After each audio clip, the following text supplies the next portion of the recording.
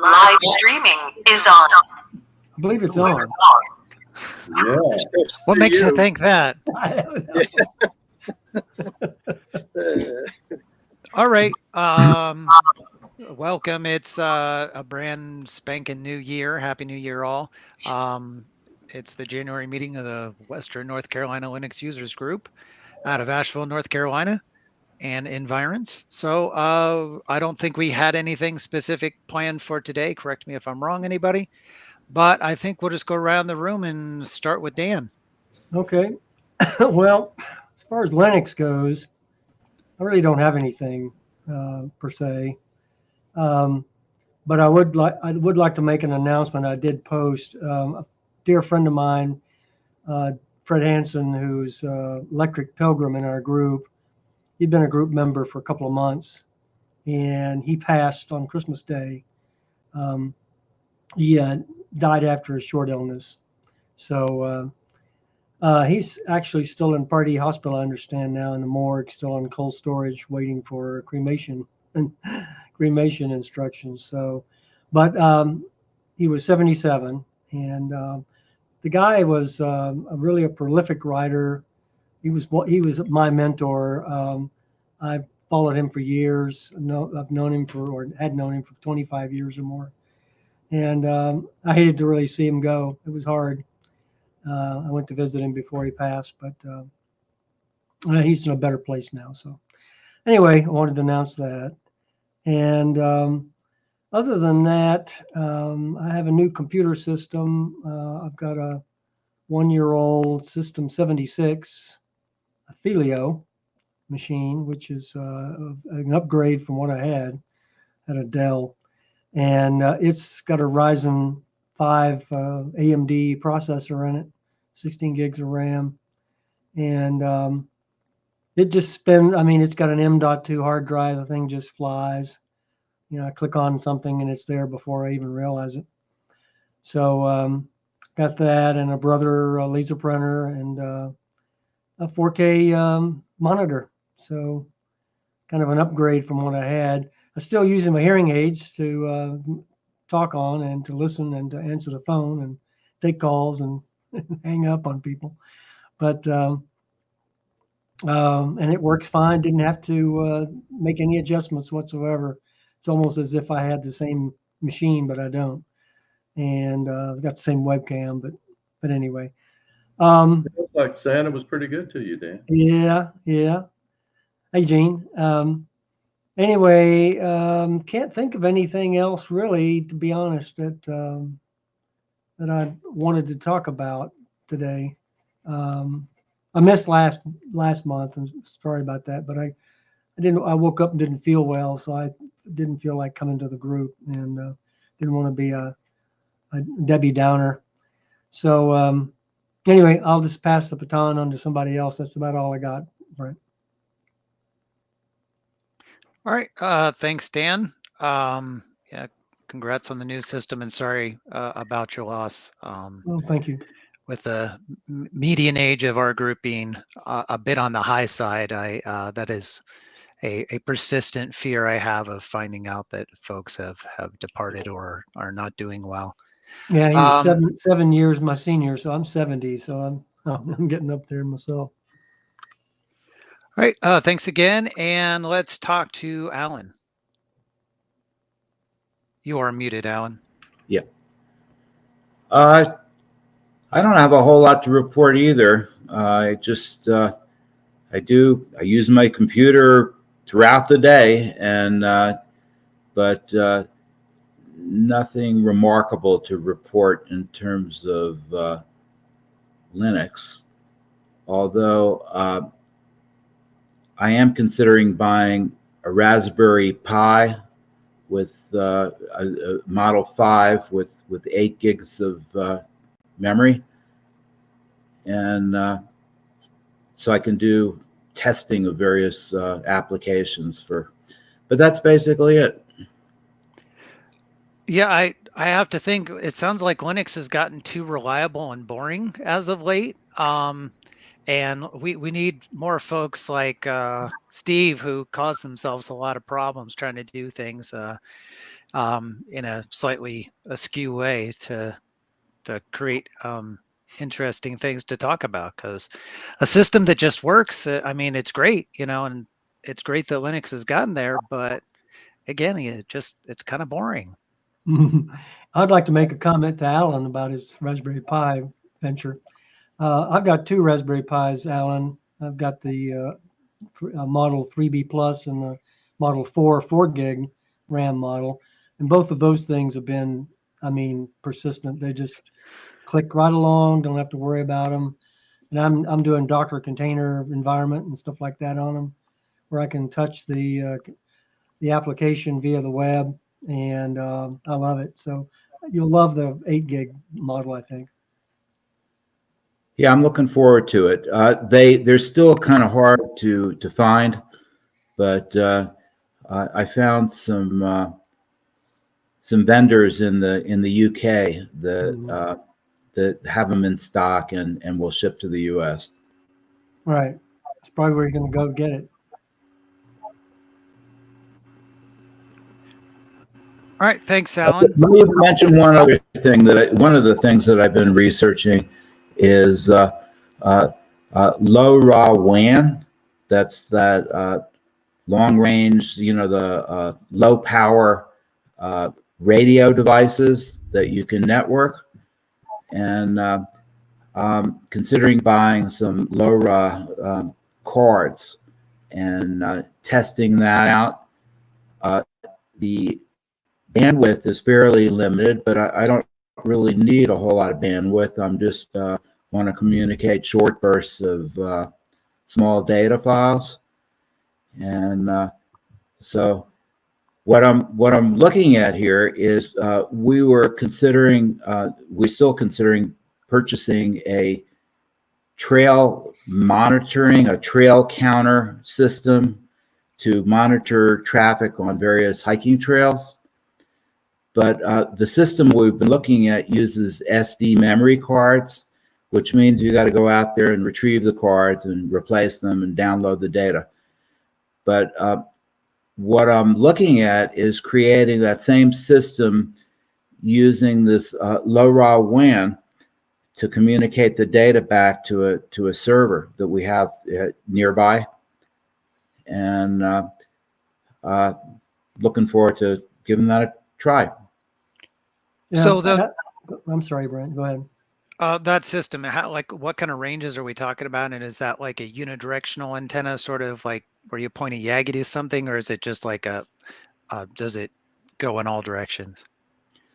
You can use omnidirectional antenna, or I suppose you could use a Yagi. It operates on in the 900 megahertz band. So it should cut through trees and foliage and even some minor hills. The ranges that the low-raw .org or whatever the name of their industry organization, people report various performances and distances anywhere from a kilometer up to 5 or 6 kilometers, which is more than enough for us. And the other thing, what I'm interested in, I would love it if I could transmit images, try to lower resolution, try to keep the images as small as possible. And what it does, it will communicate a packet, and then it communicates the next packet until you build the image. But right now, I just what I'm thinking about doing is using proximity sensors, like either infrared or ultrasound technologies to detect motion, and the issue is, how do you differentiate an animal like a deer or a bear from a human? So there's going to be, but it should provide a relative number of detections so we can compare different trails. So is that something that you have TCP/IP running over? And is it like a point to point, or is it like, can there be multiple nodes on like a shared network? You can have many nodes. The LoRa was designed for the Internet of Things, and it's built for like sensors, for like weather data or any kind of data generated by a sensor. And you can have thousands of different nodes on that device. And anyway, I suggest, if you want to look into it, it's pretty interesting, is go to that LoRa to their website, and it explains the technology and its limitations, as well as what it's capable of. Well, Alan, I think you answered my question, but I was going to ask you if you were going to use IoT devices and access the RFID network rather than using radio frequency. Using what you're doing, but it sounds like they've incorporated that into it. Well, the technologies, you could use just IP networking, like wide area networks. Mm-hmm. But the problem with that is we don't have access to power. These are remote sensors. That's what I thought. And the other thing is some of these devices use Bluetooth. Mm-hmm. But again, Bluetooth is limited in range because we got to communicate back to our server. Yeah, it's only like 30 feet. Yeah, but the LoRa technology, it's proven, it does work. It's very inexpensive. Each of these nodes, you can build a LoRa node for probably less than $30. Yeah. And I was thinking if you had powered sensors, you could use the satellite network. Yeah, the other route to go would be with a GSM, a smart, a cellular technology. Yep. But that again depends upon the availability of a cell phone service at the location, and it also is more costly. Yeah. Both for the device and for the service. The LoRa is free. It uses just public domain frequencies. Anyway, it's cool. I will report back on if I can get this thing to work and what kind of range that we can get. The good news, it's in a very quiet radio environment, which less noise equals greater range and greater throughput. Hey, Alan. Yeah. I believe Ed Comer was working with that on his Beehive weighing system. I don't know if he ever, got it working or not, but you might want to check with him. All right, thank you. That's a perfect application. Where if you're 500 feet or 1,000 feet, and that should work great. All right. Thanks again, Alan and Dan and everyone else. Let's talk to Ross.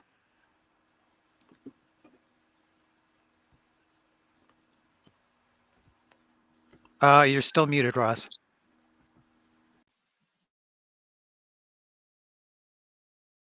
Still muted? Let's see. How about that? Can you hear me now? Yep, no? You're good. So, you're good. Okay. Well, I'm a Linux enthusiast for a long time, but I lack much knowledge about it. I started with some old ThinkPads, an X200 and a T400. And I still have those, I'm currently using a System 76 laptop, running a Pop OS. And I stumble along, so I'm looking forward to leaning on you guys for answering all these crazy questions I have. One of which, for example, is this business about sudo and whether or not I should be in the sudoers group. I'm very much interested in maintaining security. For instance, when I do banking, I have a different user. I never do banking on my regular user. And for fear of someone hacking into my regular user and then installing some sort of man-in-the-middle attack. So, but I'm not sure that really gets me anything by creating a whole different user just to do banking on, and that if someone were to hack into any account that I have where I'm in the sudoers group, they could just elevate privileges and be able to crawl around in my computer at will. So those are the kind of questions that I think about before I go to sleep. I have a router, which I think is a really important place to provide the kind of protections that we all like to have. To that end, I've got one of these PepLink or PepWave Surf Soho, and there's a guy named Michael Horowitz, not the attorney, but this is a retired IBM fellow who has a web page called routersecurity.org. He's got another web page called Defensive Computing, but this router security page, routersecurity.org, he illuminates a lot of these kinds of vulnerabilities that routers have. And so for my computer interests, that's kind of where I focus.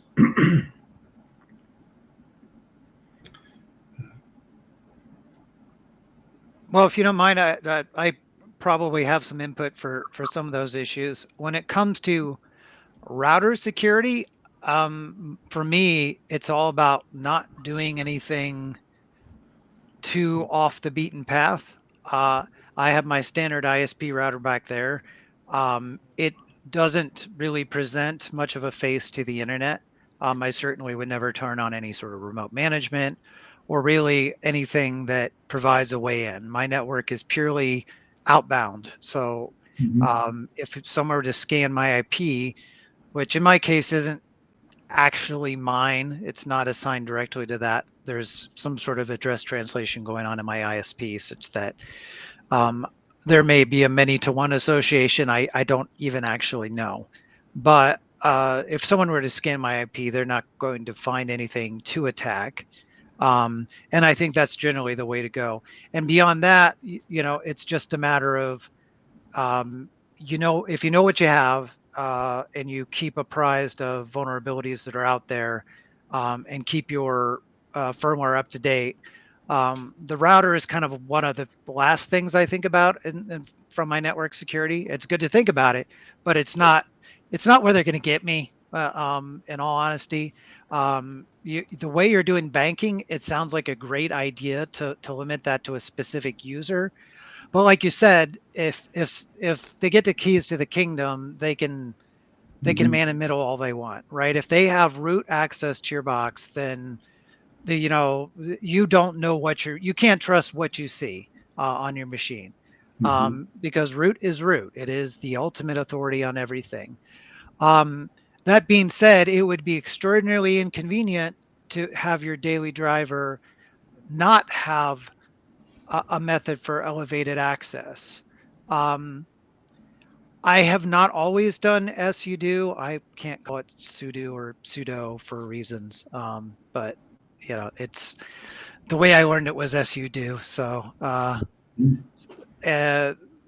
I have some machines where I do use it, and I have some machines where I don't. It is more convenient to have it and then have just a single password that you enter. It is certainly a layer of protection, even if you can sudo as root. It's better that a password has to be supplied to do that, because the user something may be able to work as your account. They've compromised you, but that doesn't mean they know your password and have a means to enter it. So that's a layer of protection for sure. But yes, it's probably even better yet to require to do something as root, to su to root, enter that password, and then do the jobs that way. I would say that is certainly yet a layer of security more than that. So I have, you give a little bit up with sudo, but I think for most users, it's worth it. Obviously, there's a lot of ways to protect yourself even further. You could do all your banking from a virtual machine or some sort of isolated container where you completely trust the environment. You can maybe you can bring it up from an image that is never changed. It's always fresh every time. You pull whatever data off of it, and then you destroy it, and you bring up the clean image. There, if you want to be truly paranoid, if you're dealing with data that you feel needs an extra special layer of protection, there's a lot of strategies for ensuring that you're starting from a known good environment. Okay. Now, Ross, I'd like to say something if I could. If you're really concerned about security, one of the best operating systems for especially for banking and that kind of thing would be Qubes OS. I don't know if you've ever heard of it, but QUBES. It's a virtualization, just like Brent was alluding to. So what you could do is you have a banking cube that you bring up, totally isolated from anything, and the only thing it connects to the internet. You do what you need to do, and then it's destroyed, so you don't have to worry about it. But I don't know what kind of router you have. I've got an Asus Black Knight, and as long as I keep the firmware up to date and all the other things up to date, it's a very good security tool for the internet, I think, and personally. But one of the other things I wanted to mention to you, and this is just something that you can take or leave, and that is, and I've taken it, and I'll tell you why. Many years, people have been using sudo or sudo, and they've known over the years, because it's so large a program, it's a very big target, big vector for hacking. And so it's been replaced. In fact, some distros of Linux will tell you, don't use sudo, use this. What I'm using is something I installed called DOAS.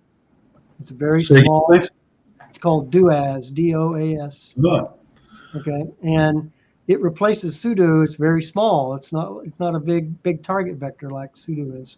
And it won't do everything that sudo does, but for the most part, people don't do anything with sudo other than use it to log in. I mean, it can do a bunch of other stuff, and that's why it's so big. But DOAS, that's all it's used for, is for elevating privileges, and that's it. If you want me to send you some instructions on that, you're using Pop! OS, is that right? I am. So it's an Ubuntu-based operating system. It should be I think it's a simple thing of just saying sudo apt install while you've got sudo apt install DOAS. I think that's all you need to do. All right. And then don't remove sudo though. That's the key. Okay. And you don't remove it. Now you can take it out of your, you can tell it not to, there's a way to do this, and I'd have to explain it to you. But you can not have it come up, but you don't want to go into the system and remove it, like try to remove sudo, because if you do, you're going to be in trouble, because your system is got a lot of fingers pointing to connected to sudo. And but doas is what I use, and that's very effective, and it is much more secure than sudo is. Okay. And Cubes is that something that you run in a virtual machine, or? It's installed on your desktop just like any other operating system, except it uses virtualization as its methodology for different groups. Okay. The individual who created Cubes is Polish, and I can't remember her name. It escapes me at the moment. But there's a website I can send you. Do you have an email address you're going to share with me, or? I do. It's E is in Echo, P is in Papa, I is in. I'll wait for you. Yeah, let me write it down. So go ahead. E is in Echo. Good man. Charlie Hotel. I have Proton Mail. When you publish this video as public, could you make sure to munge that in some way so it's not Yep. usable? Yeah, I'll have to edit this video because we don't want people knowing that. Okay, thank you. I'll send you some information on Cubes and on duas. Thank you, Dan. Yep.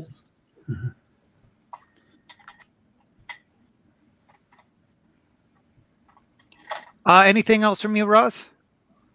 Oh, well, I think that's a good snapshot of my Linux hobby. We don't talk about other hobbies here on this, I assume. So, For sure. Don't want to bore you with mathematics and whatnot. So. Won't bore me. Got my degree in mathematics. Mm-hmm. Well, we certainly welcome talk about all sorts of other things here, because sometimes we don't have as much to talk about, and we go off on any number of tangents. And I think math would be one of those that is welcomed. I mean, you may get a lot of blank stares, like from me.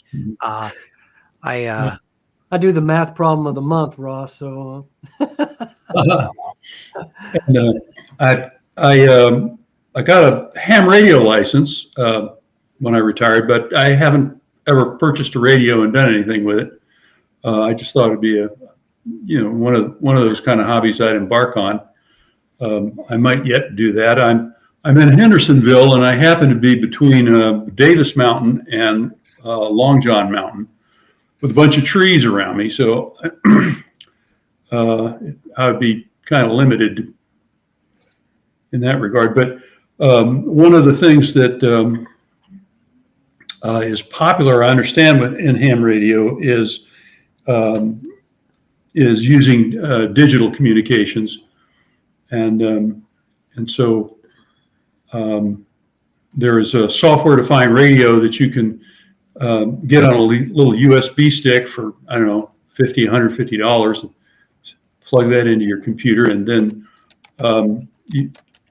the software is, of course, in Linux is free. So you have the capability of getting a $4,000 or $5,000 radio, I understand, for not a lot of money. You still have to put some money in an antenna, but that's a whole nother field. So you can spend as much or as little there, but anyway, so maybe in the future I'll do that, and if there are ham radio enthusiasts among the group, I can lean on those guys too. While I am not one of them, I can safely say that you will find several. Mm-hmm. Ross, I became a ham. I got my license about a year and a half ago, and I bought. Somebody actually gave me the first one. I got somebody gave me a Baofeng Chinese radio. You can buy these radios for $25, $30, and they're amazing what they do. And but the key is the antenna. Right. You got it. You want to get a good antenna, and I ended up building what's called a J pole. I made it out of copper tubing. It was inexpensive, and this thing, a little 4-watt Baofeng, puts out a signal, and you connect to a repeater. So, I mean, I've talked to people in 3 or 4 different states, and it's a lot of fun. And these radios are very, very useful. Okay. How about Let's see. the rest of the world there, Alan? You talk to anybody like in Africa or Middle East? No, that's on high frequency. I'm a technician class license, which is the beginning license that you can get, Okay. and that's limited. I'm mainly operate on 2 meters, and I think it's like 470 centimeter bands. For the longer range stuff, you need a general class or an expert class license, and but that if you study the manual, you can take the test, and you can buy high frequency radios and build or buy an antenna, and you can talk to all around the world. Oh yeah. You get a dual band Yagi, you can talk to, you can bounce off the ISS or one of the satellites that goes over, and you can get quite a distance on those. I bet you And can. that's completely illegal. That's what those are up there for. So yeah, even with a technician license, granted you're limited to time of day when it's passing overhead, and that with a 5-watt handheld and a dual band Yagi antenna, you can track it. And I mean, I've talked to Canada, down in Mexico, just with that, with no HF. So Wow.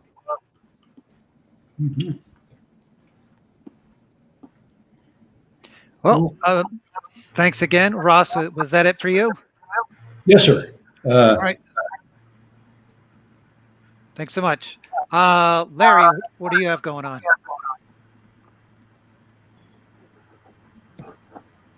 My Linux is, like everybody else, is working pretty well, it seems like. I haven't been trying to do anything fancy. So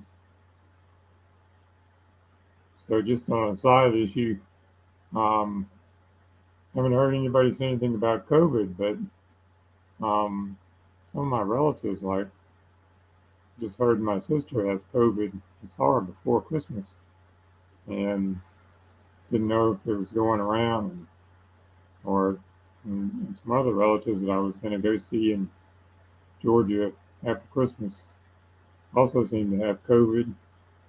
So haven't been down there. I'm still hoping to get down there soon. But you hear a lot about COVID and RSV and flu in the news. So I was just wondering what other people's, if anybody in this group is having friends, relatives, whatever. Larry, not so much COVID in my case, but I've had the flu, and almost everybody I know has had it. So maybe I'm hanging around with the wrong crowd. I don't know. Larry, I right before Thanksgiving, my wife and I both, I've had two vaccinations and 3 boosters, and we both got COVID. So, Really? Yep. I'm kind of, You know, we weren't hospitalized or anything, but I'm kind of thinking maybe it's the holidays like Thanksgiving and Christmas might be good times to stay home by yourself, not go visit people. I definitely I think there was a lull there, but right after Thanksgiving is where I heard a lot of folks saying, "Oh, I have COVID. I have COVID."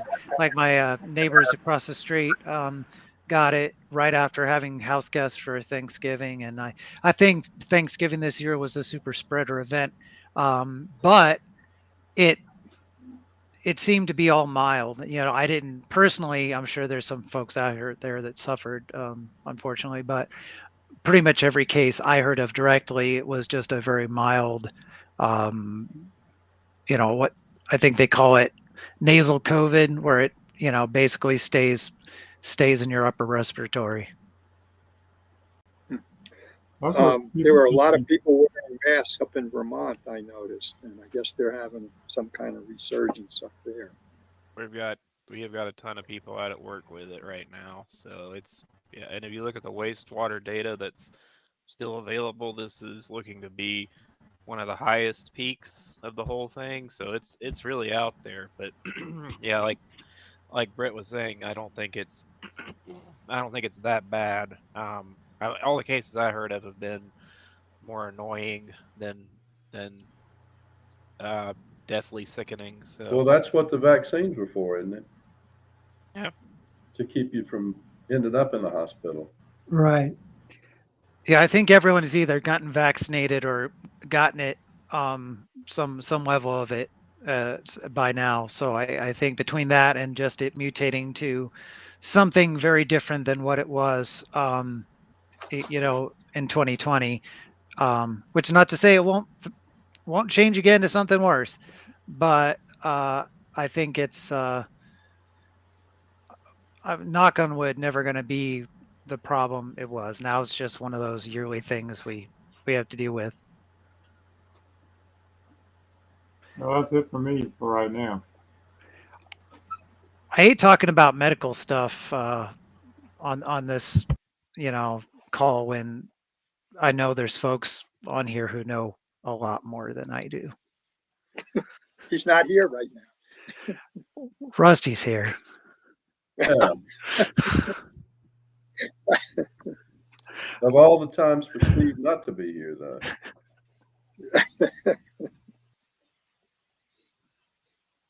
That's what I was going to say. Where's Steve? All right. Thanks, Larry. Gene, hopefully we'll hold on to you long enough to hear from you. Yeah, I'm sorry. Mine's been winking in and out. I don't. I'm just update. I try to update everything right before Linux group, but evidently there's a ripple in the force somehow. Couple of things that I have been thinking about. One of them is the demise of cookies, and there again, brighter minds than mine will have to speak to that and to what cookies are going to morph into. I'm sure there will still be something out there for tracking and keeping hold of the people who look at your ads. But I was playing around.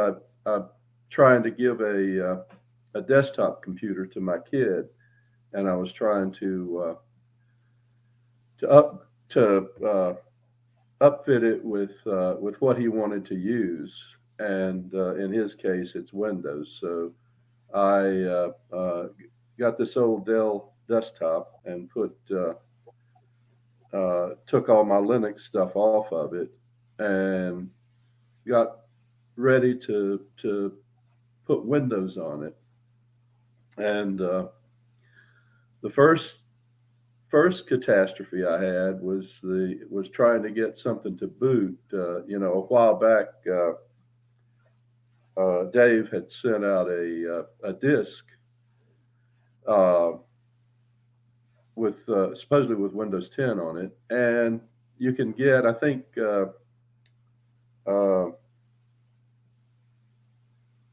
I've heard that you can get it from the Windows website. So I went to there, downloaded whatever they had, put it in on a USB stick, and I had a heck of a time getting it to boot, but finally I did. And then I started the install, and it didn't like. First of all, I was trying to use GPT to format the disk, and it didn't like that.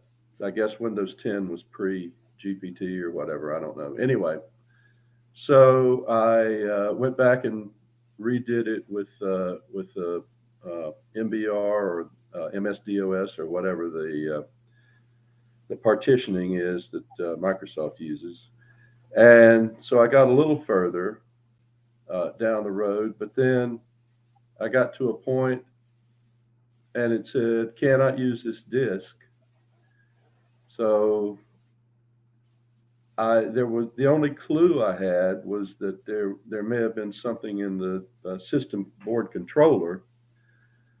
So I got back into the BIOS of the computer, and sure enough, I had selected. It had 3 levels of RAID, an ACHI, an ACP, or an ACT or something, and then just regular RAID. And I had selected the other one, so I reselected that one, went back, and this time it did install finally. So if you've been hearing, I don't know, Brent, if you can hear me over the hollow there, but I've been cursing Windows roundly for the last several days, and finally got this thing.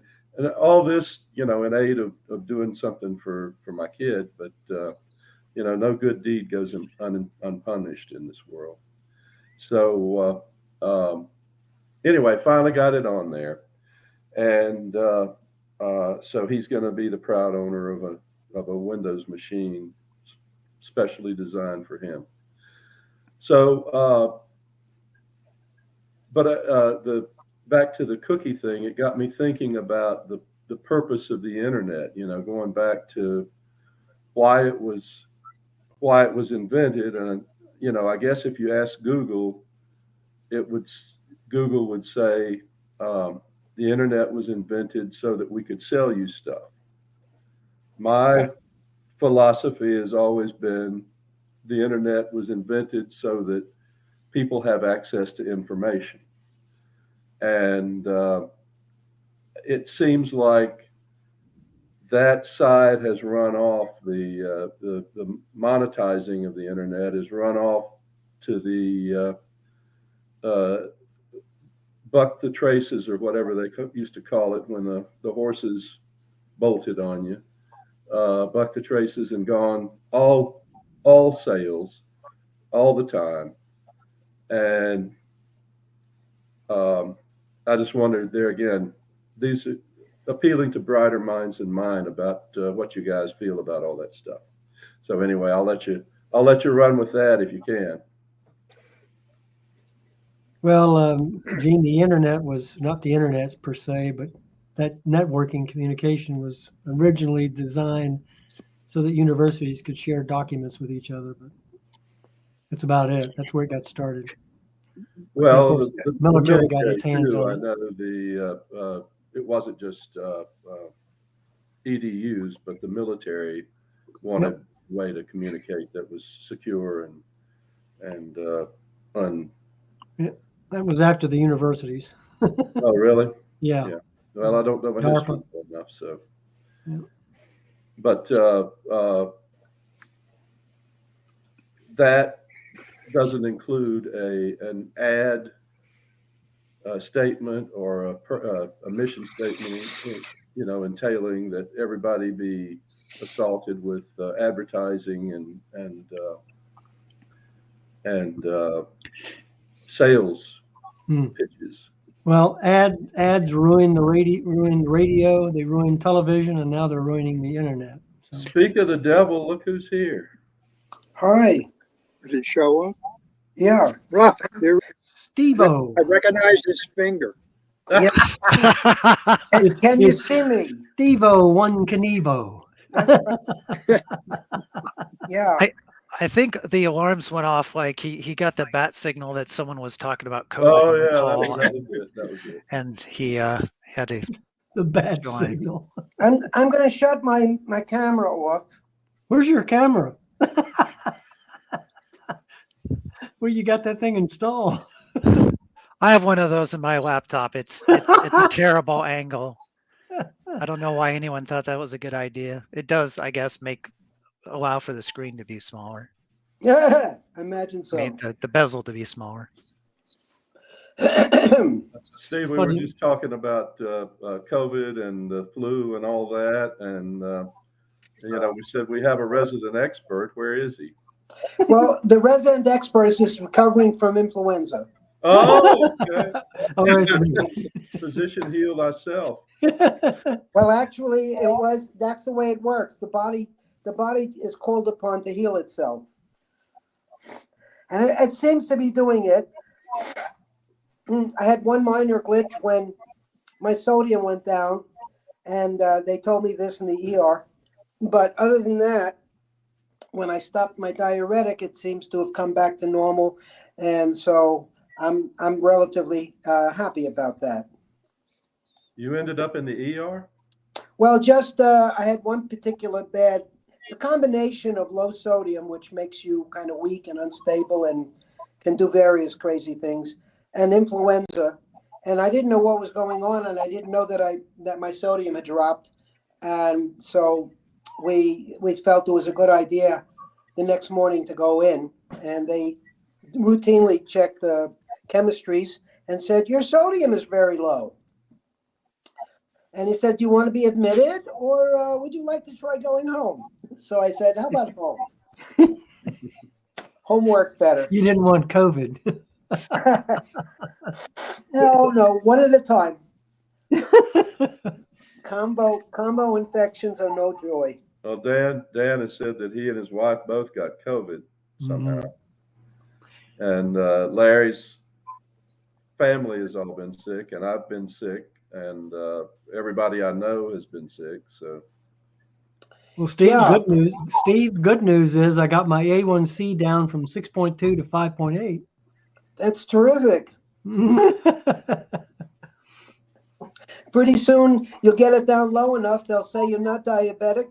You don't have to do anything. Yeah, I was pre-diabetic there for a while, and Yeah, I'm well, not. if I'm if not you- heavy. I mean, you know.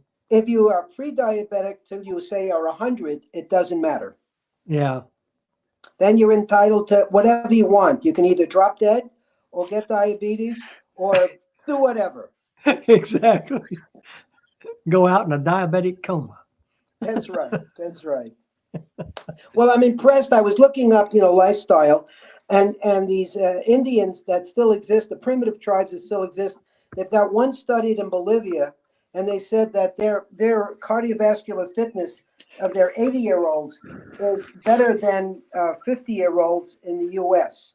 I believe that. And that they generally do without our medicines. I don't understand how they can possibly do that without our medicines. Well, I am one of those who is very much geriatrically oriented because I'm an old doctor. And Yeah. to me, the idea is as you get older, you should make sure you keep dropping medicines off. Don't add or increase them. But well, that, for those after all- Bolivians, those coca leaves are magic, you know. well, I think they're magic for everybody. Well, that's my story, and I'm sticking with it. It was bad enough that we had to cancel. We were going to go on vacation to New York at this time, and so we blew that away, which is unfortunate. But better to be, as they say, safe than sorry. So Yeah. So Steve, anything else since we've been talking to you? Anything going on in the Linux world or otherwise with you this month? Well, let's see. I think last time we had some kind of discussion. I guess what I'm interested in Linux is the reason I call myself a perennial newbie is because I don't look into the source code. That's primarily it. And so when I run into, and I haven't memorized all the all the mans for all the different mans around. So since I'm ignorant about all that stuff, when a problem comes up, I sit there and I go, duh, and I try to go online and see if someone can have the same problem, and solved it. And sometimes, yep, it's just that simple. There's a bug and you have to know it, and you can fix it by X, Y, and Z. So, I'm rambling, but I'm old and I'm sick, so please let me finish my ramble and then I'll be finished talking. And I wonder if how many of you have had the patience when you get not an error message or something that doesn't work, but when you launch your computer in the morning and it gives you a warning about this and a warning about that, that you track that down and make sure you fix whatever is leading to that warning, so it doesn't interfere with the speed of your boot or the purity of the boot. And I guess that's about it. Now, there's one warning you don't want to ignore, Steve, and that's your smart monitor, which I did. And then guess what? My SSD totally crashed. I lost the entire operating system, but I had a backup. What did the smart monitor tell you? It said that it basically told me that I had an imminent failure of my hard drive, And which was not a spinning drive. It was an SSD. yeah, what is that, a heat death or what? It's what? Is that because of heat or No, it's because of age. It was going on 3 years. wow, to think that electronics, because I always heard that they usually die early or they last a long time. Well, but Used to be. SSDs are different than spinning hard drives. Yeah. You can What is only it? write to them X number of times and read from them X number of times. You can't Reads- rejuvenate them? Reads don't cause wear, but writes do. Yeah. Writes, And yeah. the cells, if you're really paranoid, you could do something called over provisioning, where you say buy a terabyte drive and then only partition off like 750 gigs of it, so it's got a 250 gig buffer to play with. I've only worn, I do a lot of abuse of drives, and I've only worn out one SSD, and it was a very early 128 gig one. And I mean, I flat out worn it out. The problem with SSDs versus hard drives, sorry, Dan, I didn't mean to jump, but SSDs work till they don't. Like, they usually don't give you a lot of outward Yeah. warning that they're going to fail. It's just, doesn't work anymore. Whereas hard drives will usually, especially with smart monitoring, will usually, like, you'll start seeing bad sectors, or it'll sound like a washing machine with a brick in it or something like that. Yeah. So SSDs can be more reliable, but it's one of those things you're not going to get a warning before it goes. It's just going to not work one day. What happened to me with my SSD was this. I noticed that I would be typing along and all of a sudden it would like freeze, and I'd be typing and then it would catch up, and it was doing that more and more often. And then I got the smart monitor thing that popped up and said, your SSD is imminently failed. And that was it. I mean, Yep. within a I've got matter a- of minutes, it was gone.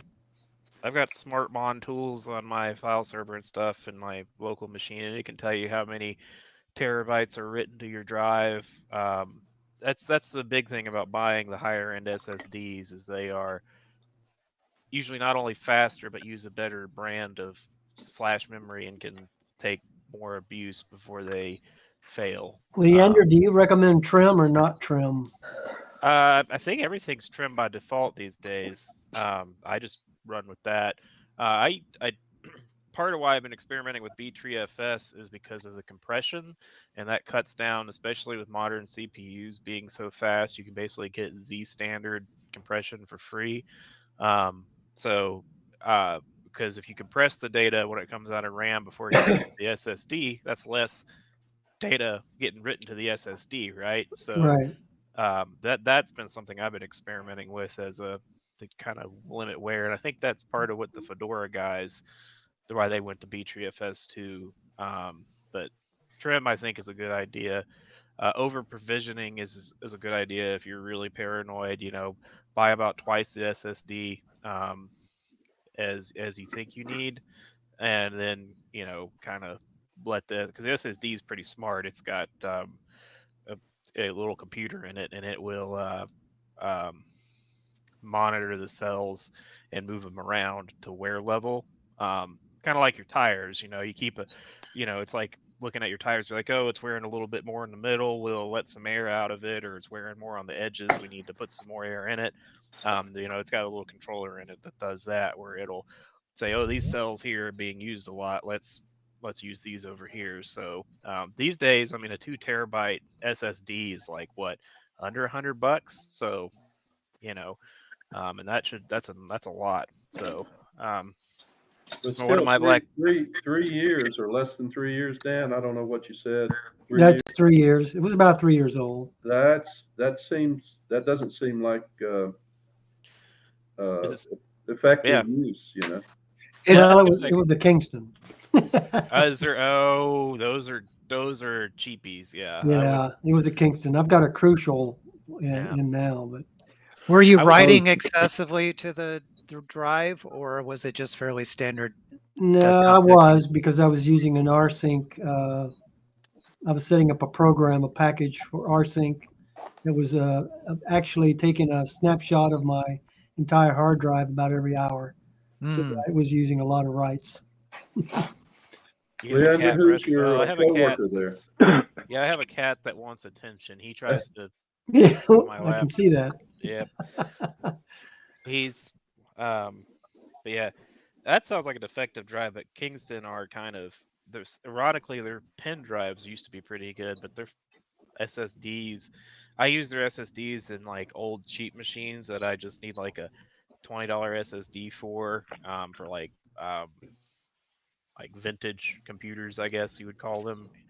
But yeah, Crucial is my go-to these days. Samsung's had some issues with their firmware, killing drives.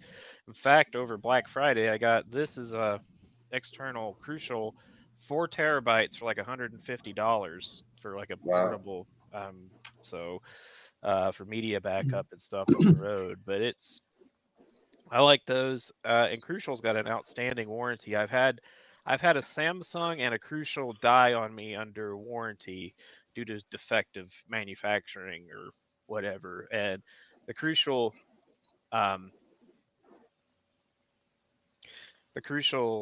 warranty process was painless. The Samsung was kind of sketchy, so that kind of pushed me towards Crucial more too. Yeah, I've got a 1 terabyte Crucial in this system now, and it's only about a month old, less than a month old. The other one I like is Western Digital. Sorry, go ahead. I have a question, Rusty here. Am I being heard? Yeah. Yeah. Yep. Could I get some elaboration on the name of the specific programs that are monitoring an SSD? I've put an SSD in a Windows machine, which I reserve for doing some graphical things with LiDAR point clouds. And I'm beginning to wonder if that's a mistake, because when you reprocess a LiDAR cloud and you keep doing some of these reprocessing commands, I picture a wave of calculation that's going to alter a large number of bits.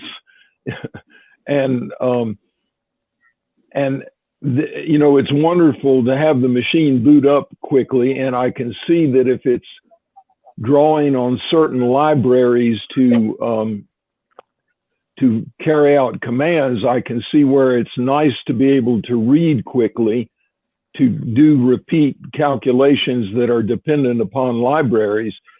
But I'm wondering, am I shooting myself in the foot by having an SSD in a machine that is whole purpose is to recalculate blocks of data,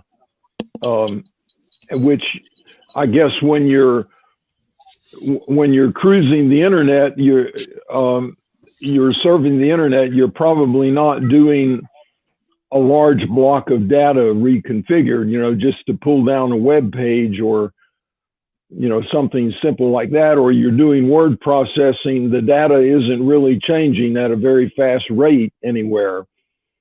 So I'd like some thoughts on that.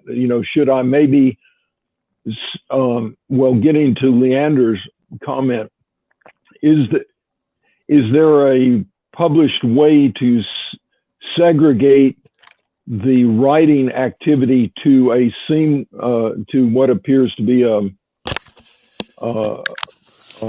partition that is reserved for that you're going to sacrificially burn out earlier? How can you configure the calculation activity to really restrict writing and recalculations to a certain partition?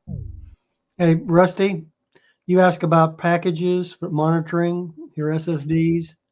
Yes. I'm running MX Linux, and there are two in the MX tools that I use. One's called G Smart Control, and the other one's called Smart Status. And those are the two. Those are the ones that told me that I had an SSD problem in my previous SSD. I use SmartMon tools, which I don't know if those programs are part of that package, but they're in most distributions, and you can use SmartCTL and SmartD, and you can configure it to send you an email when one starts failing. And I also posted a link in chat to over provisioning a drive with HD Parm and Linux to set it up to where you can do that. I wouldn't worry about it too much on modern drives. I mean, the drive I had fail ran for 10 years, and it was running my weather station, so I was getting written to every minute on the minute when data was getting pulled to it. So it still took it 10 years to fail, and it was doing other things too. The time I've really become cautious with this is I've got a Mac now I've got a Mac or two that's got the soldered on SSD that you cannot replace. And so I've become more careful. That's why I bought this, is so when I'm on the road and I'm using my Mac, I can just put my media, if I take a bunch of video or do some photo work, I could just dump it to this. This is a sacrificial drive, and I don't have to worry about, I just got a cat's attention with that. I can not work right to the internal soldered on storage that's not replaceable. Apple, we're so green, we make disposable computers. Anyway, but I really, with a modern SSD, I wouldn't worry about it a whole heck of a lot. Just because their controllers are a lot smarter than they used to be. The better the flash, if you go with, there's like QLC, TLC, and SLC, MLC, and MLC. So like SLC is what enterprise drives use. It's single cell cache basically, and so one update only affects one cell. You've got MLC, where if you update either of the 2 bits, it updates the cell. Triple layer does, if you update one of the 3 bits in the cell, it updates the whole cell, so it wears that cell. The lower you go on that, so if you go towards SLC drives, they're longer lasting because you have fewer operations per cell. Whereas if you increase density, bit density in each cell, your chance of writing to that cell increases, and so it's going to wear out faster, just because but it's cheaper to make, so that's why a lot of the cheaper drives use like quad. I tend to stay towards MLC to TLC drives. I stay away, the really cheap ones use the quad, 4 bits per cell kind of thing, and you're basically going to be updating that cell all the time, because you've got 4 times the chance of Cat, what are you? He's trying to like climb around on my back. Anyway, I'm just a cat toy at this point. He's still a kitten. Anyway, but well, sorry. That's what. Yeah, go ahead. It really depends on the quality of drive, but I don't know if I would, unless you're running an enterprise database or something that's just going to be smacking the crap out of the drive all the time, all day, every day.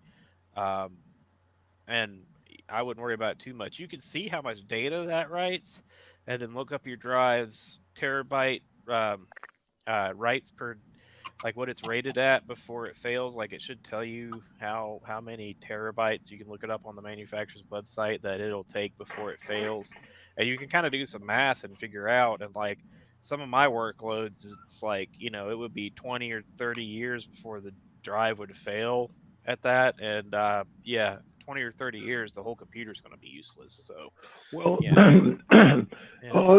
excuse me.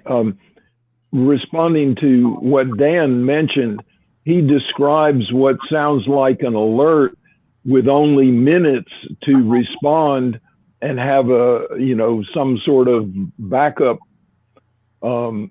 possibility. Now, of course, maybe Dan is backed up. I'm never backed up appropriately. So and I will never figure out a problem within minutes.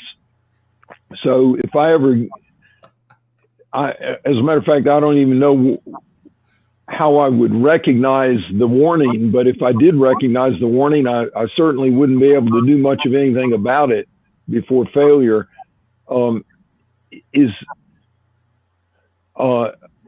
I'm assuming these things have to be configured in a system that has previously had only a hard drive. So what is the program that anyone has devised to respond to a smart monitor warning expeditiously?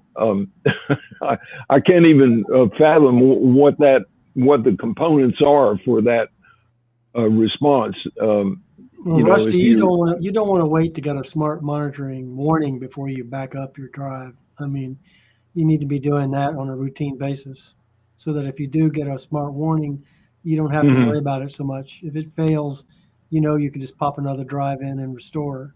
Yeah, I mean, there are some warning failure modes that are sudden. It doesn't matter what tool you have set up to monitor it. Right. I mean, there are GUI interfaces for SmartMon tools, but it doesn't matter what tool you've got. It could just electrically fail one day when you go to boot it. Yeah. So I wouldn't wait until you start getting issues. No. Yeah, I had that problem. I didn't realize that trim would automatically by default be working, and I accidentally pushed the delete button on a directory. And that's when I learned from an SSD, you don't retrieve things. Maybe if you're a genius at it, there are ways you can freeze this SSD immediately and then take it apart with software. But as I looked into it, I saw no. So if you really care about any data, I mean, a lot of it I just don't care about. But if there's anything you care about and you have clumsy fingers, back up. Right. Well, I've got one I worry about in my system 76. I've got an NVMe M.2 drive is my hard drive. And guess where it's located? It's located under the heatsink. Ooh. So I have to take the heatsink off in order to get to the M.2 drive to replace it if I needed to replace it. So that doesn't, huh? Yeah, it's like they do run hot. I think in a lot of high performance drives nowadays have a heatsink. Yep.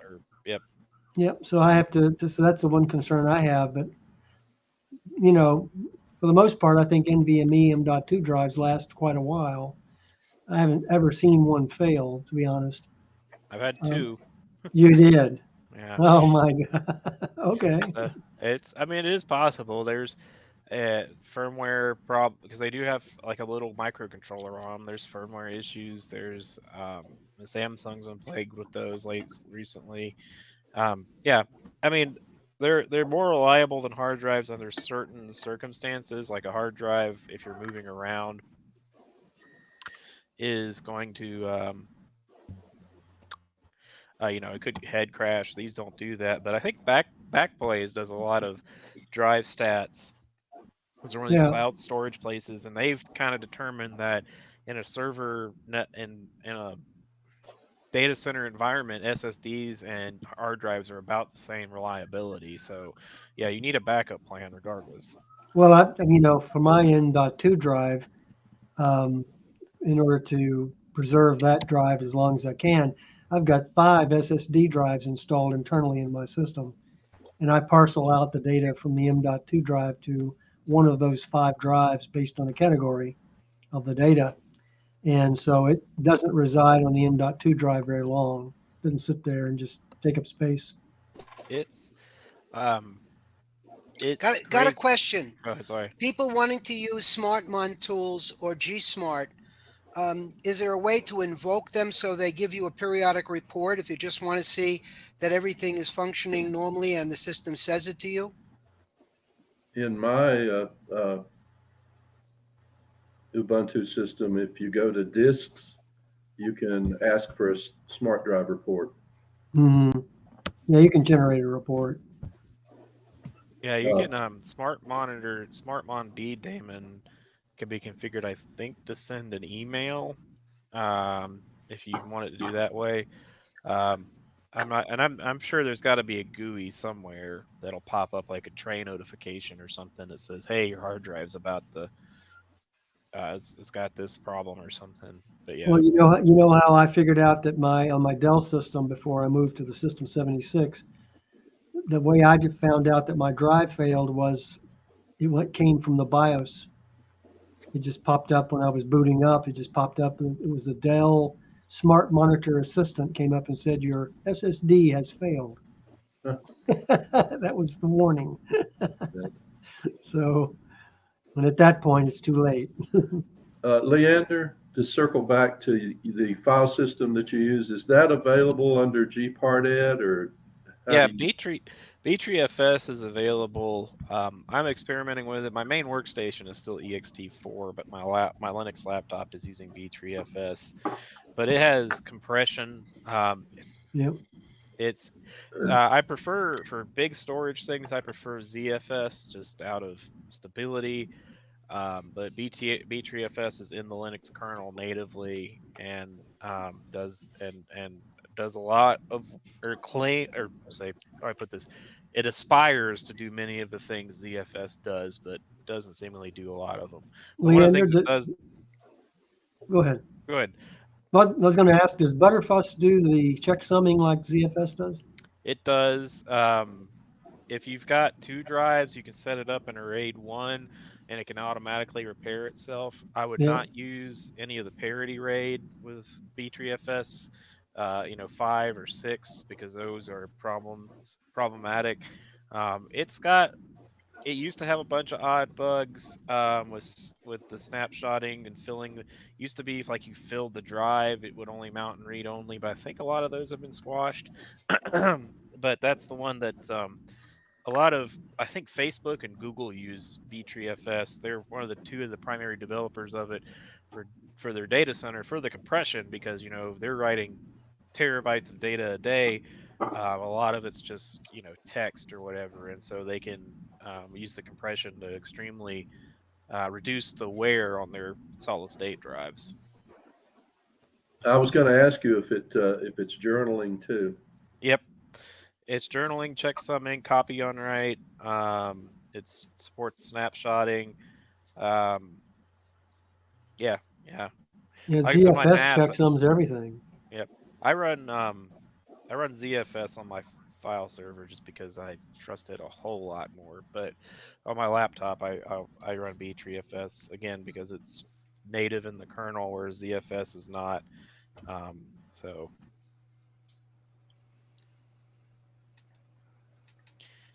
Question. There are 2 separate things, and again, as an ignoramus, I noticed that there's BTRFS and there's BETRFS. And then there's apparently BTREEFS. So those are 3 different file systems? As far as I know. I think, I don't know, they may be the same different abbreviations for the same one, or a typo or something. BTRFS is the B-tree file system. The third one you mentioned sounds like just a different way of writing that. And the second one sounds like a typo. There's something someone's trying to develop and get into the Linux kernel, but it's not been accepted yet, called Bcache-FS. And it's supposed to be B3FS, but a lot more stable. But it's not. It's been rejected by the kernel developers. I don't know how many times now, so I don't know. And it's been years, so I don't know if it'll ever make it in. But you can run it as an external patch if you want. Probably Linus Torvalds. Yeah, it's hard to get stuff in the kernel. but they do have their blind spots as to what is missing and impacts users compared to what their own goals are. So that's How do you decide when something like BTRFS um, or versus EXT4 versus God knows what is appropriate for your usage, pattern? I see that BTRF it mentions in passing that it's combined with a logical volume manager, which I've never used. so it's yeah. So it basically takes these advanced file systems, and ZFS does the same thing. Basically, roll in LVM, which is on Linux, the Logical Volume Manager 2's capabilities with a file system into one spot. I would say if you don't know, just stick with ext4. It's it's the default. It's the most stable. You can layer LVM2 underneath that if you want some ability to treat file systems like with snapshots and backups and resizing them later. But for a single drive or even like a RAID 1, I would say BTreeFS. My problem with BTreeFS is there's even these days there's sometimes bugs that crop up in it that are a bit jarring for something that's been around for 11 years. And like recently, it's still so if you have a RAID 1 and a drive fails, the whole machine won't boot. Which is kind of dumb because if that's the decision developers make. Because in my mind, a RAID 1, like if you use MD multi-drive, MD admin, or ZFS, it'll let you know that a drive's failed. But the machine will keep working, and you just replace the drive, and it'll rebuild it on the fly and keep going. But BTreeFS has got some hiccups like that. But for single disk, for just like a drive on a laptop, I like it. My big concern, my big not concern, but annoyance is that they have no native support for encryption, and so you have to use Lux or something like that. Instead of like ZFS has got its own native encryption, so you can encrypt Yeah. like one you can encrypt one pool and not another or something, or one ZDev and not another. You can't in BTreeFS, like you can't encrypt one sub volume and not another. It's all handled by Lux on the backside. So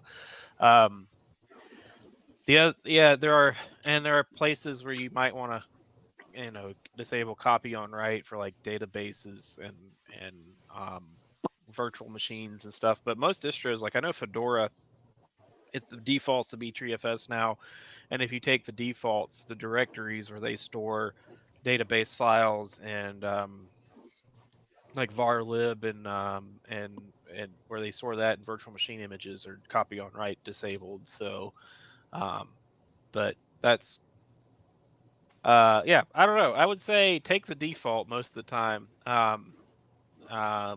Would be my advice. Sorry if that's not too helpful. And one other thing you're saying, did I hear you say, or is it my hearing, which is not the greatest? There's a file system called DFS. No, it's Okay. there's Bcache FS. Yeah. Like processor cache, CACHEFS, which is not in the kernel yet, but it's being developed by a external developer. Yeah. I think OpenSUSE uses BTreeFS too. Yeah. And I think they've got a decent GUI with using the snapshots. The really nice thing about it is that you can snapshot before an update or snapshot the whole file system, and if something goes wrong, you just roll back, and it's nice from that perspective. Mhm. So the compression aside, like I said, for single drives, I would say it's probably fine. It's just annoying it doesn't have built-in encryption. It's just like, why haven't they? Again, Facebook and Google are developing it, or we're heavy developers, and it's open source, so anyone can develop it, contribute to it. But it's those are the heavy people contributing code to it. And I imagine being in a data center, they don't have much use for at-rest encryption for like your laptop. That would be like if your laptop got stolen, the bad guys couldn't just like plug your drive into another machine and copy your data off, right? Right. So. All right, Leander, anything else going on this month? I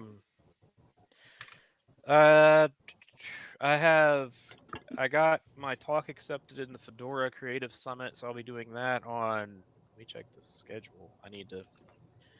The 23rd or something, I think. I'll send an email out to the list if I remember. Work has been kicking my butt. Yeah, it's the 23rd, Tuesday the 23rd. I'll be giving a talk there online. It's an online thing you can watch over. I think they're using Jitsi.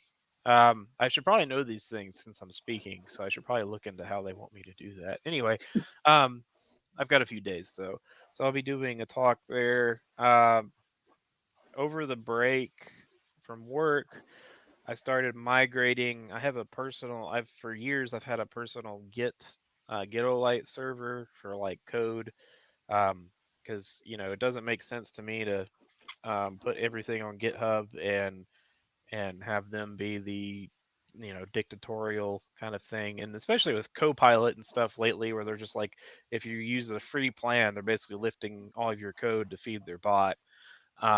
So I've been running Gitolite for about a decade as my personal Git repository manager, but over break I switched over to something called Git T, and I'll paste the link. And it's kind of like a run your own GitHub, and I've set that up. I haven't gotten everything migrated to it yet, but I've been really impressed with it. It's pretty easy to set up and manage.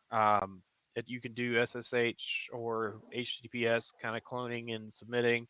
People can do pull requests on it. It looks a lot like GitHub, but you host it yourself, so it's nice. But I've been migrating that from Gitolite to that.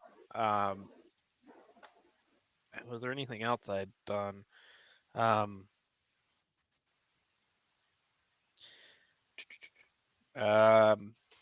Seems like there was, but I can't remember anymore. Like I said, work has been kicking my butt. They're all after metrics and everything else, so we're having to, produce a lot to not get, you don't want a bad report. So, I work for the state government, but it seems like they've become very more corporate in their in their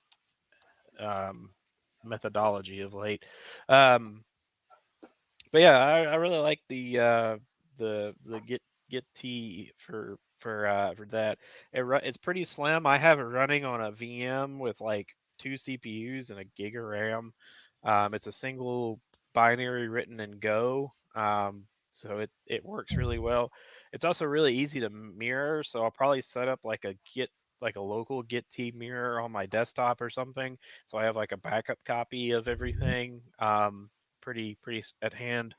And so that's been super helpful. And also the other reason why I wanted to switch is Git T has a built-in contiguous integration service too, so you can like have it like if you check in code, it can try to build it and send a report and let you know if it failed or not. Gitolite didn't do that. Gitolite was very old school, which is what I liked about it, but it's also limiting. But yeah, it's kind of that's kind of been my little project over the break. At work, we're still cooking along on a lot of different things, and I don't want to think about all of that lately.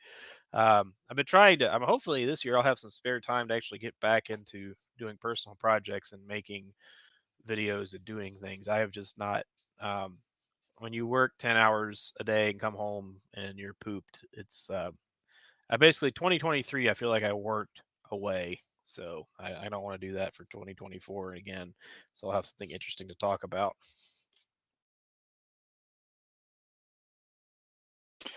All right. Thanks, Leander. Pete, what you got going on? Okay.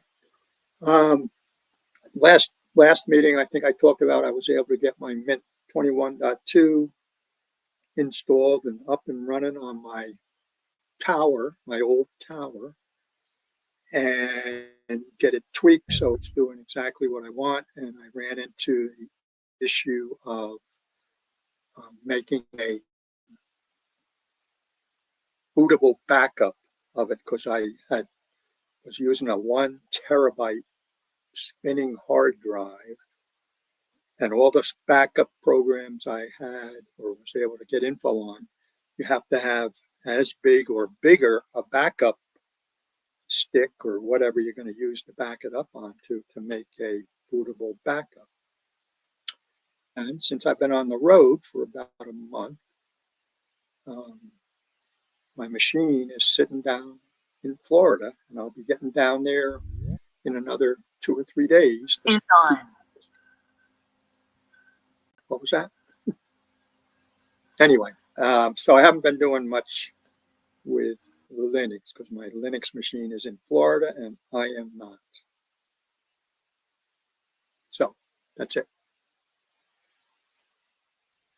All right. Thanks, Pete. Pete, did you figure out a way to get your backup done? No, I'm still working on that.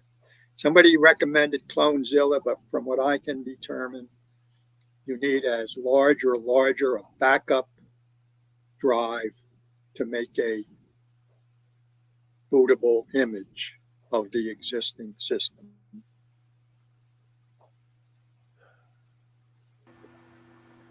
Well, there's got to be a simpler method. You could DD the drive. And you can set up then on any size. Yes. Well, it's just going to copy the data, right? Well, no, I wanted it to be like a bootable image so that if the hard drive crashes, I can just pull it out and put the backup thing, whatever it is, in and yeah, but all you're interested in is the data, right? Your drive's not full. Actually, I'm interested in the system itself, not the data. Just the boot system? Yes. But those are always going to be available. Dan, I can't hear you. You're muted.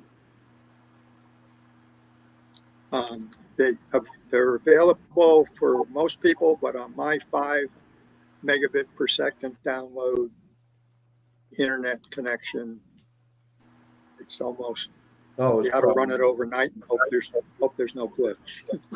Yeah. No, I was going to say it looks like Pete wants a method where if his drive fails, you can just pop the bootable drive replacement in and go. Yep. And Exactly. Clonezilla doesn't. I don't think it has compression capability. I could be wrong. But, there are packages that do have compression that image your system, so that you could, in effect, put a 1 terabyte image on a smaller drive. I can't remember any of those, what they're called, but I know they exist.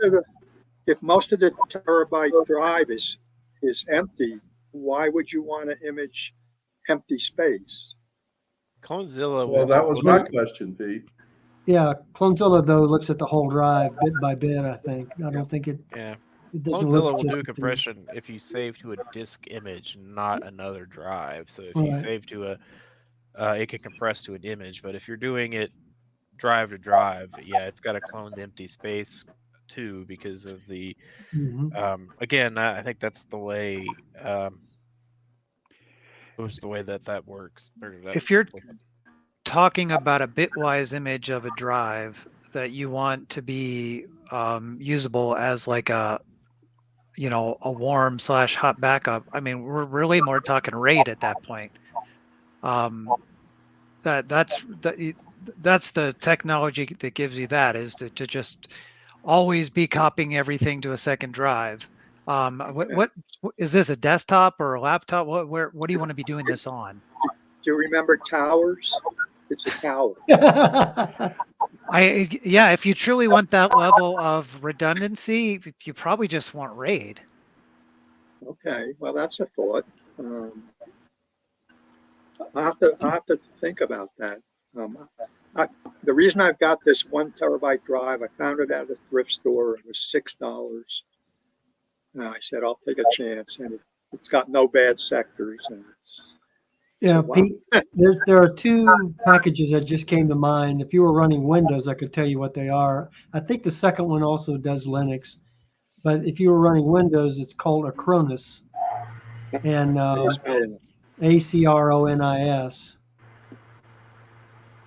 Okay. That takes an image, and it doesn't image the empty space. It only images the used space. The other one that I may do Linux is called Macrium Relief, Macrium, and then it's RELIEF. Both of the last one is a free. You can use a free version of it, but they both cost money.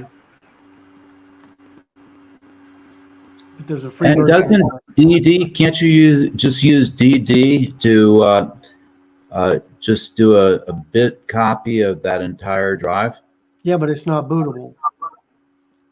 Is it? I don't think it's bootable if you use DD. I think a DD copy would be bootable. I think so. I think I've used it before. I've copied Raspberry Pi, the entire image, and if you name the file .img or something that, and it should boot. I'll have to look into that. If you were using MX Linux, you could use MX Snapshot, and you get a bootable I ran system. MX a number of years ago, but I'm running Mint. Mint was the favorite for a lot of the guys in the club up until recently. That's Steve's favorite operating system, Antix. That's MX and Antix are like brothers. Are they? Yeah. All right. Well, when I get back down to Florida, I will start looking into all these, and maybe I'll have a positive update on the next meeting. Yeah. One thing about RAID though is you're not going to just be able to use drives that you know, one drive you find and the drive you have. RAID really works best when you are dealing with two completely identical pieces of hardware. Absolutely. Gotcha. Now that is one place where B3FS does shine. You can slap two different sized drives and all this Yeah, and it'll split it up and do all kinds of crazy stuff where you can use a bunch of random drives for RAID. So that's one place where B3FS really does shine.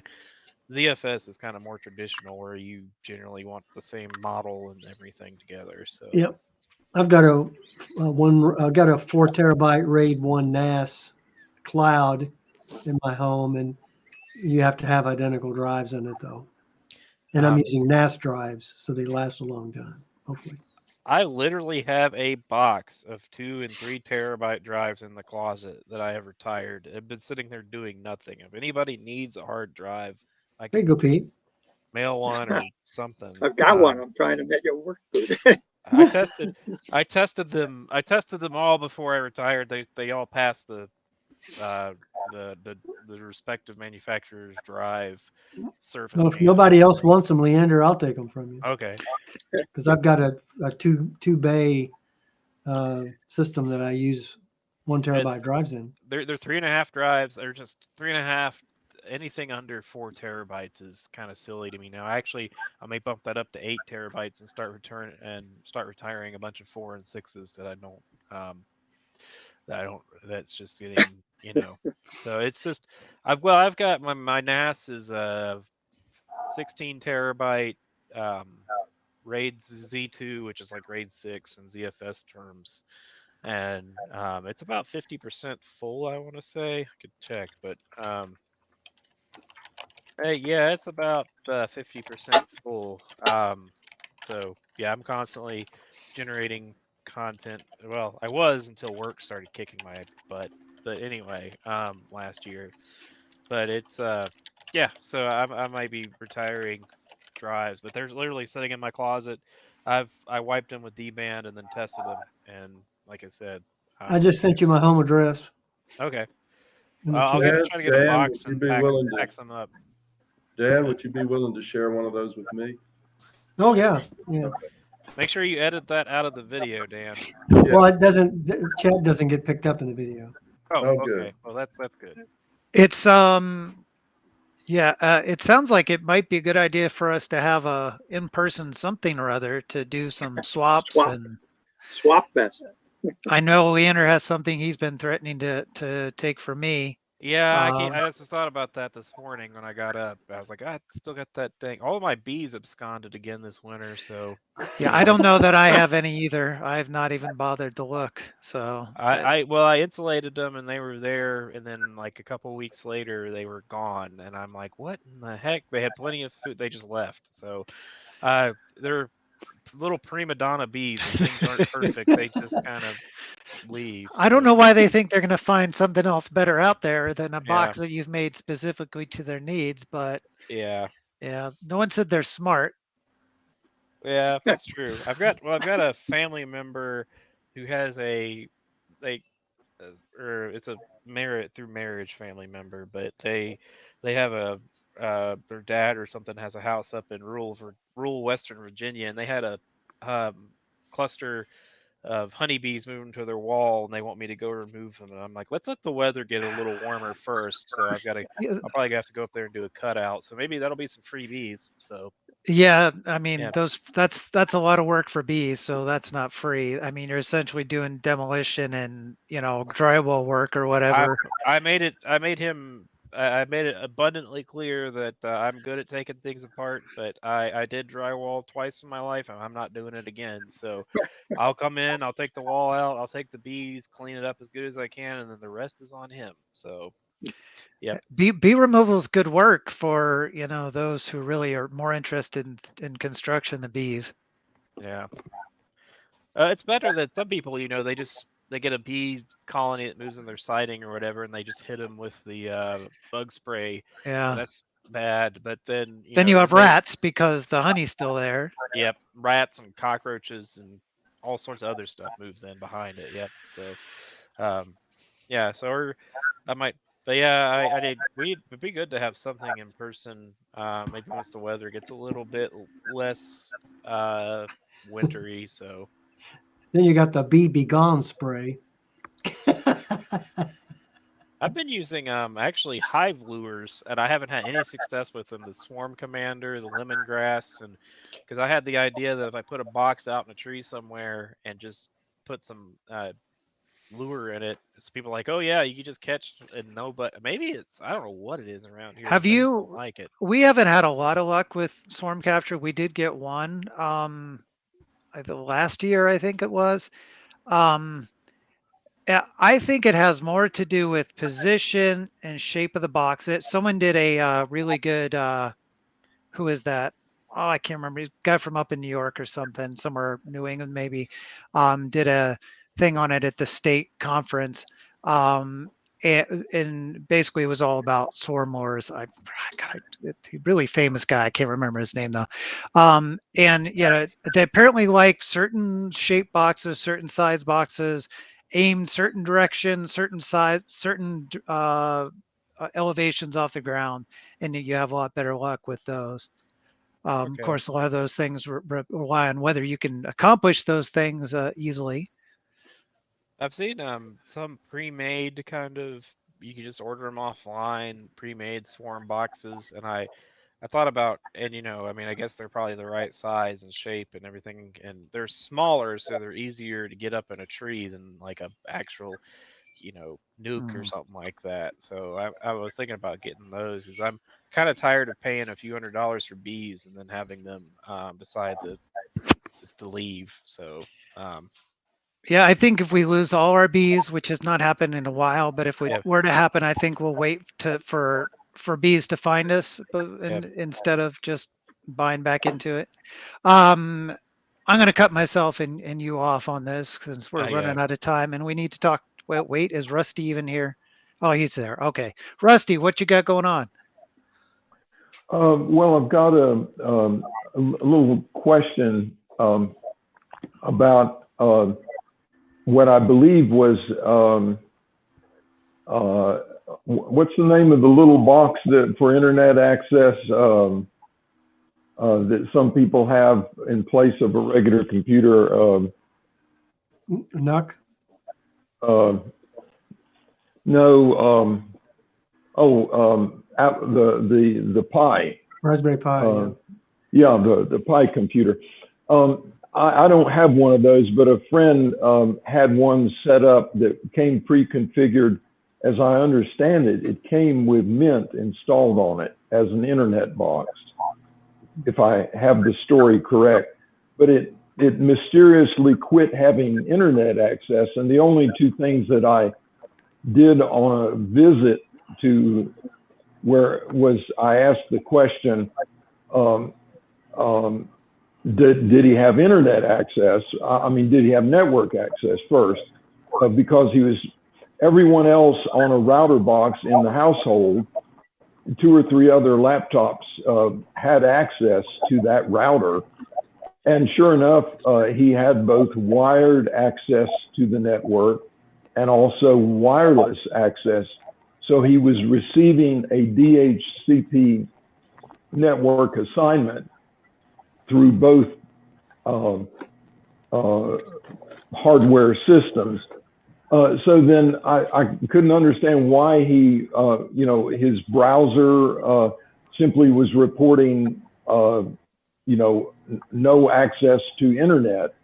And I ran the command sudo ufw status verbose, and it only gave a small amount of information saying that yes, UFW was active, but that there was, I've forgotten the actual text of the message, but it was something to the effect that I guess the wide area network or the internet portion was not, was disabled. And I figured, well, that's fine. It should be disabled if someone sent this machine out ready to plug into a router, because the router is handling the wide area network and there would be no firewall necessary. So that's the limit of my, I didn't really know where to go. So my question to the group is, in what I understand was a pre-configured, fairly recent Mint installation, a year or so old, what are the daemons or programs that would throttle this thing, that would turn its wide area network access off, which is something that you could do with a firewall, but I had no evidence that a firewall was interfering with internet access, and I had no evidence that it was not getting network assignments, and I don't know what program might be filtering out or how would I say, restricting the particular IP address being assigned by a local router. And of course, further down the line, the router has a modem, and the modem is some sort of purchase thing from a cable provision. So I'm just kind of clueless to know where to be looking. What is how would you, Rusty? yeah. He could ping the router itself from yes, from yeah, that. Okay, so you can ping within the network. He just can't get out. Did you say that he had UFW on the Raspberry Pi? Yeah, the status UFW was running, and that gets to another question that I have. like I'm not running UFW a firewall on my main, my regular Kubuntu, which is fairly recent. And my understanding is that an ordinary router comes pre-configured to limit inbound to an outbound to the requirement that it be initiated. Are you sure his UFW on the Raspberry Pi was simply not blocking the Raspberry Pi from sending anything out? Well, the verbose report did not, I cannot really recall exactly, but the report was very simple, simply saying UFW was enabled, but was disabled for the wired, for the internet world, the wide area network. And that made sense to me. I figured, well, why, I'm not sure. All I know is there was nothing interfering with pinging within the network between the other computers. You could ping the other computers. And as I recall, I pinged the traditional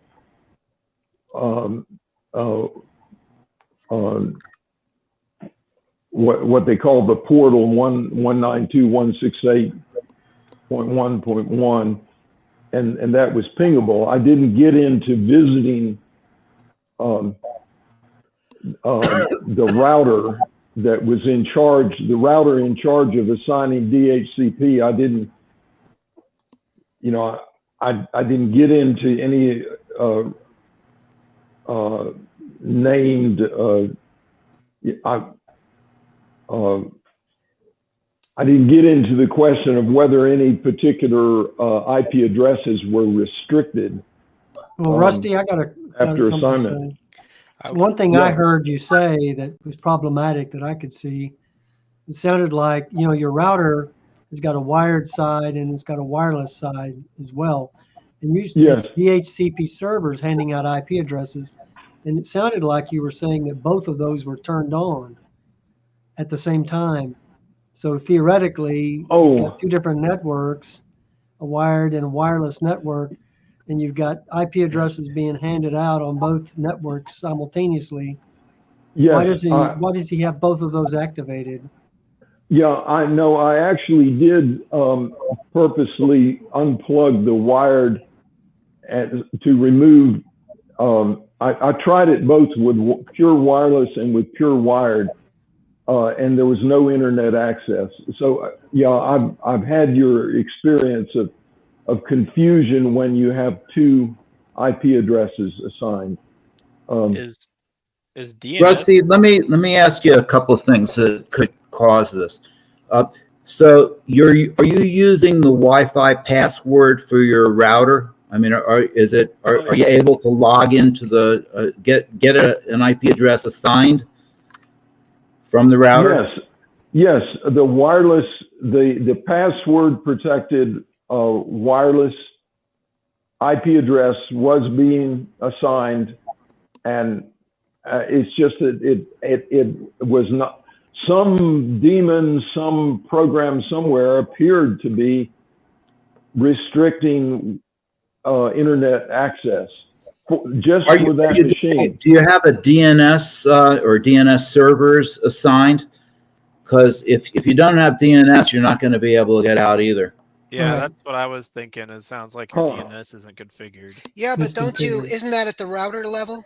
He's got other computers that are getting out. It can be, but you can also you can also configure a machine to say DHCP with manual DNS, and so maybe the Pi just isn't assigning DNS servers off the DHCP to itself. Yeah. I would run ifconfig and just see what's going on with that device. If you can ping 8.8.8.8, like one of the Google DNS servers or something, I would then say that your DNS configuration is not right, because it's that would be that you're getting out, but you know, if you try to go online, nothing with DNS is going to work. The other thing that comes to But mind is the router has said this device can't have access to the internet. yeah, most routers have a configuration. I didn't get into visiting his router to look at configuration, but as I recall, most routers have a parameter for the wide area network that is dictated by the router. And it should be good, you would think, if someone is if the router is in charge of wide area networking. And that's why I mentioned that the UFW status seemed to indicate that UFW, I don't know what it was doing for the program to be on or enabled, but there was a separate line that indicated that it was not active for purposes of wide area network. And As long as that was saying it was not active rather than saying it was blocking wide area. yeah, there was no message that said blocking. It just sounded like that was considered to be the duty of some other network manager downstream, which of course is the router with DHCP. And UFW, the router itself may also have a firewall. Yeah, and the mystery of it is that it just occurred for this one machine that was about a year and a half old, running Mint, that came pre-configured. And I didn't get into whether or not there's some update that might need to occur for the system. But I can't imagine what daemon would be operating that would sort of shut down pure internet access just for one machine on a network. There's another simple test you could do. Since the operating system is on an SD card on a Raspberry Pi, you could just put another one on and test that. It's like running live. And if the other one, you know, after it gets connected to the network and gets a DHCP, you know, gets an address from the router, if that one connects to the internet fine, then there was indeed some software peculiarity about the Mint install. Okay, give me the logic of that again. You're saying. Well, it's okay. easy to slip in another SD card. And Debian, for example, that this was the standard. There was a Raspbian, which was a Debian version for Raspberry Pi, which is a version. If you install that on an SD card, and then use that SD card in the Raspberry Pi instead of the one that's there now, then you could just basically launch it as a Raspbian Raspberry Pi and see if after you connect it to the router and it gets gets accepted by the router, that it then can connect to the internet.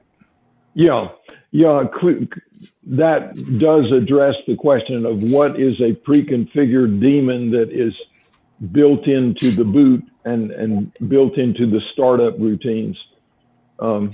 If you have a misconfigured DNS, you won't be able to ping like google.com, but you might be able to ping an IP address associated with google.com. Yeah. You know, that's the thing. Yeah. I will definitely try that, see if it can ping. Can it ping into the WAN? Can it ping to the outside world to a known address? Yeah. Known IP, known URL. Yeah. Well, IP address is a great idea. You could presumably do that through the browser on the Raspberry Pi also. Yeah. Right. Yeah. We'll try that. That would be the. I think in network troubleshooting, you're moving too quick to the theories, and all the data collection that people are suggesting is the way to go. I basically start with the lowest level possible. Basically is TCP stuff working? Do I have an IP address? is it on the adapter that I expect it to be on? Do I have a route, a default gateway? Then can I ping myself? Do I have some weird TCP problem where I can't even ping localhost? Can I ping my IP address? Can I ping my gateway? Then can I ping something like 8.8.8.8, as Leander said? Then if not, like, well, what can I ping? What can I trace to? So run a trace route to see what I can get out to. Then once you've established, okay, well, it's not TCP IP, all that stuff is pinging, then you move up to protocols. Well, we need DNS to work. So can I ping google.com? Well, if I can ping google.com, DNS seems to be working. Then you proceed to browser-oriented things, HTTP-oriented things. Can you, like, from the command line, can you run like curl or wget? Does that work? And can you get to some very basic site via HTTP? Then it's like, well, if that doesn't work, maybe you're looking at something misconfigured in a browser, like a proxy or something like that. So as long as you start from the bottom up, you will get your answer very quickly. You definitely do not want thank you. two DHCP servers running simultaneously, like one on the router, Yes. and one on the PI, because you got collision possibilities there too. Well, I think I did sort of do the bottom end with ifconfig and pinging in the network and unplugging the wired and confirming that I only had one DHCP running.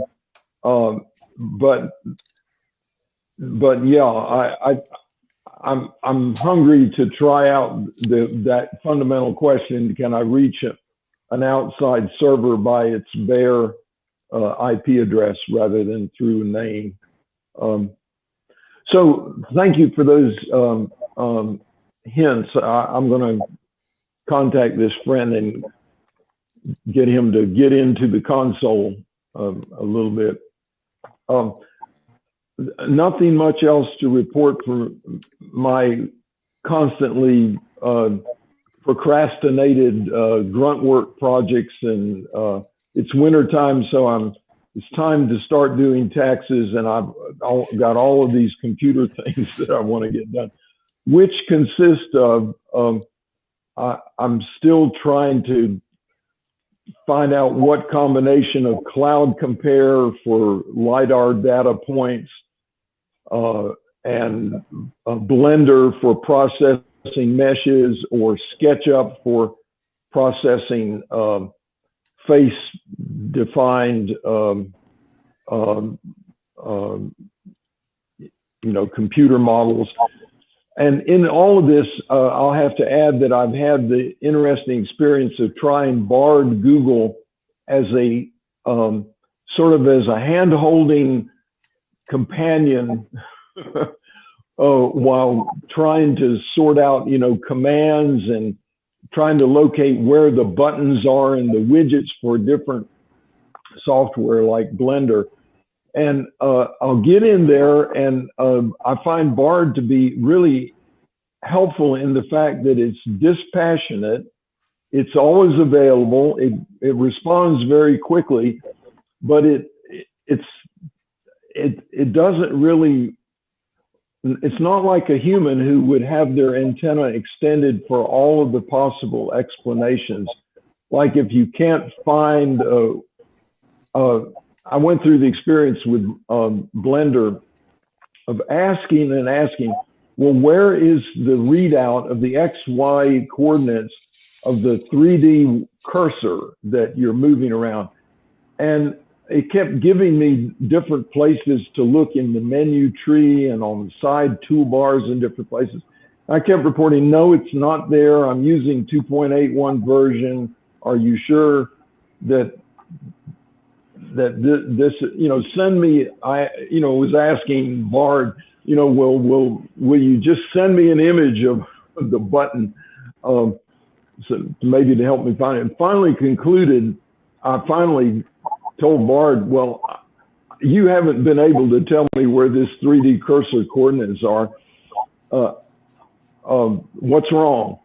And finally, Bard confessed, well, or at least it concocted the claim that, well, Blender doesn't really have a display of the XY Z coordinates of the 3D cursor. But I'll show you this Python script that can read it out, which I which I use, and I can tell you it is just it ranges from being ridiculous to being impressive to interact with this semi-intelligent outfit. It makes me wonder how many people Google has actually assigned to babysit this software. You know, like 24/7. I just picture Google has to have manpower that's actually sort of running around and joining into the intelligent responses of the software, because I can't picture that they can milk the maximum sort of learning improvement out of the event if they don't have some humans who are sort of diving into a given interaction. I did actually ask Bard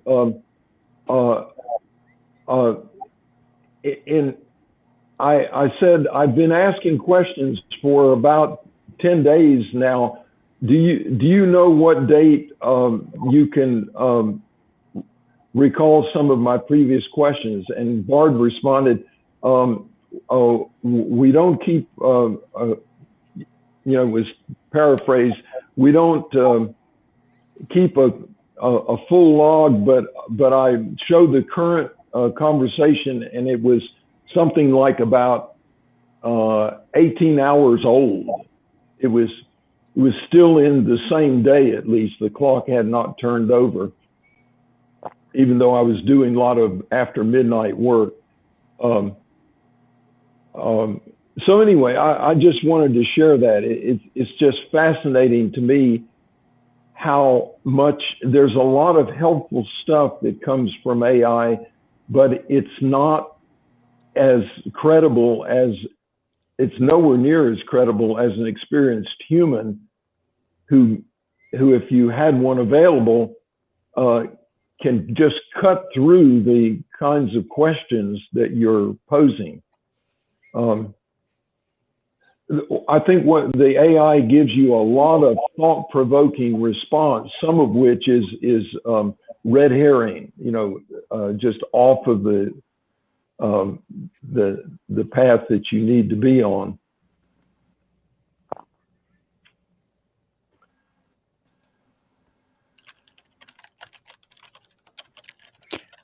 So that's about what I've been up to. All right. I personally know nothing about the way folks operate their AIs, and yeah, and I'm also distracted because I'm really wondering why Pete is completely purple. Yeah, me too. Purple Pete. I would assume anything like this where it's new software and an unpredictable software, it must have some level of babysitting, just so it doesn't run completely off the rails like some previous AI projects have. Brent, Yeah, I sort of feel like I'm in Alice in Wonderland, and you're wanting to know who is behind the curtain for this omniscient. Two different stories. Yeah. And I picture if it's Google, and if they want to go anywhere, there has to be an army of at least a few dozen. All over the world in different languages, there has to be a human army backing up and trying to learn from this experience. Through the looking glass. I think to some extent you're right. If something operates in a bunch of languages, it's probably only the most common, the most used that get the same level of attention. I think that's one of the privileges we have is speaking the lingua franca, and everything is tailored to our needs. as English speakers.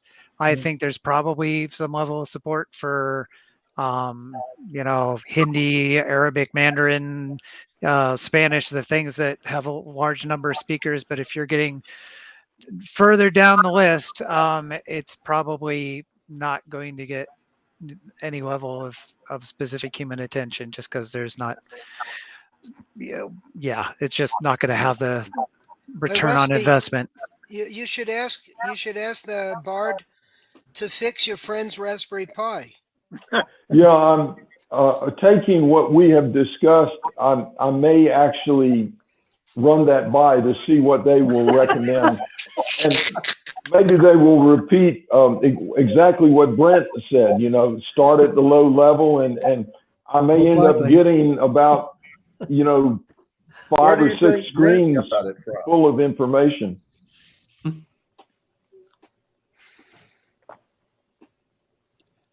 All right. Well, we're well past the hour. So I say, as always, I'm not going to kick anybody out of the room, but I myself will depart. I didn't really say anything specific other than replying to folks, but I don't really have anything going on in Linux. I've been very busy on my computer, but for work stuff, which is sadly mostly in the Windows ecosystem. So, but I'll let y'all go and see you next month. Okay. See you next month. All right. I'm going to stop the live stream, Thanks, guys. I got to Brent. go too. Thanks. Thanks, Brett. Thanks, Brent. Thanks. Bye, y'all.